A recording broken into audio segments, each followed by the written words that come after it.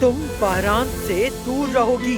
तुमने जब बारान से तलाक ले ली तो अपना फैसला खुद कर लिया था, और अब तुम इस घर की बहू नहीं रही। वो अब मंगनी कर चुका है और जल्द ही शादी करने वाला है।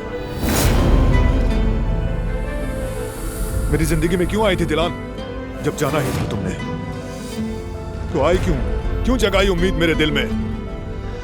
क्योंकि तुमने मुझे जाने दिया। तुम्हारे ज़िद्दा गुरूर ने मुझे मजबूर किया वहां तक पहुंचने पर। और तुम्हारा गुरूर और जिद, तुम्हारी वो आना, ये जुदाई सिर्फ एक जिद के लिए थी दिलान। हम सिर्फ हार मानने के लिए बने थे क्या?